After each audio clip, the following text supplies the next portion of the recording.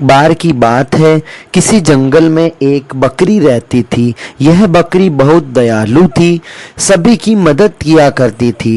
एक बार की बात है, बहुत पहुंचे हुए सिद्ध साधु महाराज इस जंगल से गुजर रहे थे, परंतु वह रास्ता भूल गए थे और जंगल में भटकने लगे।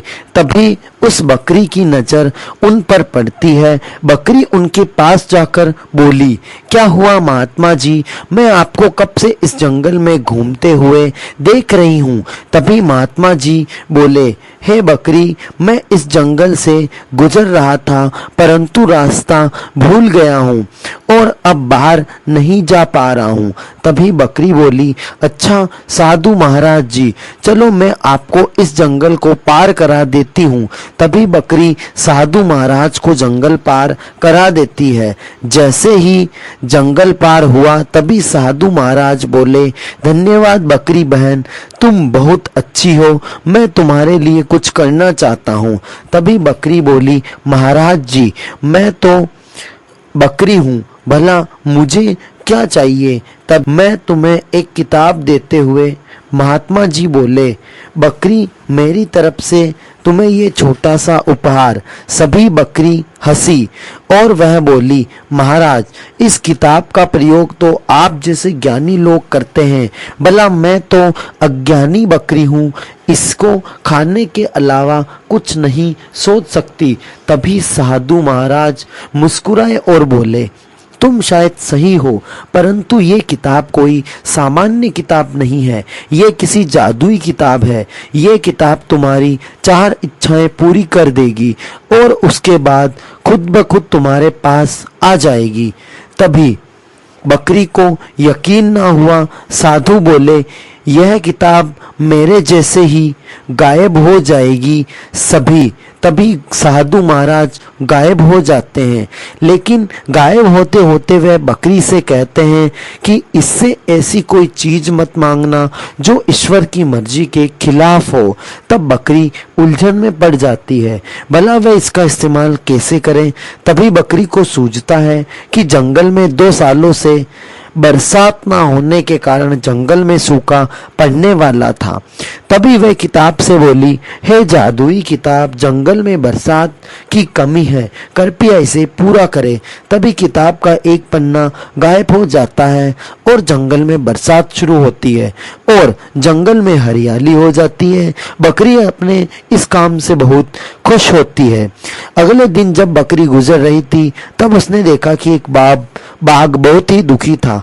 जब बकरी ने इसका कारण बाघ से पूछा, तो बाघ बोला, बहन, मैं इस जंगल में बिछड़ गया हूँ, मेरा छोटा मुझे मिल रहा है।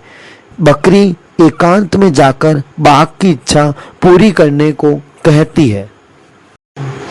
जैसे ही उसने ऐसा कहा तो किताब का दूसरा पन्ना गायब हो गया और बाघ को उसका बच्चा छोटू मिल गया। लेकिन ऐसा करते हुए एक आदमी उसे देख लेता है और वह इस किताब को अगले ही दिन बकरी से चोरी कर लेता है।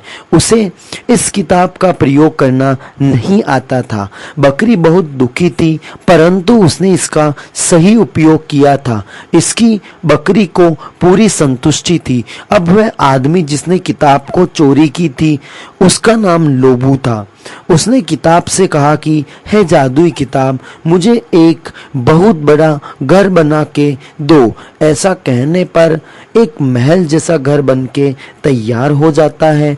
लोबू बहुत खुश होता है, परंतु इसी के साथ किताब का तीसरा पन्ना भी गायब हो जाता है। अब लोबू अगले दिन सोच रहा था, तभी उसे उसकी पत्नी की याद आ गई, जो कि पिछले साल मर गई थी। उसे यह नहीं पता था कि किताब से भगवान की इच्छा के विरुद्ध चीजें नहीं मांगी जा सकती है। इसीलिए वह किताब से कह देता है, हे जादुई किताब, मेरी पत्नी को मुझे वापस लौटा दो और मैं उसके साथ हमेशा रहना चाहता हूँ। ऐसा कहते ही किताब का आखिरी पन्ना भी गायब हो जाता है और किताब भी अदृश्य हो जाती है। थोड़ी देर बाद लोबू के सामने एक चुड़ैल आ जाती है। उसे देख लोबू बोला, कौन हो तुम? तुम यहाँ कैसे आई हो? तभी चुड़ैल बोली, मैं तुम्हारी पत्नी की आत्मा हूँ। तुमने जादुई किताब से ये इच्छा मांगी थी कि मैं तुम्हारे पास आ जाऊं।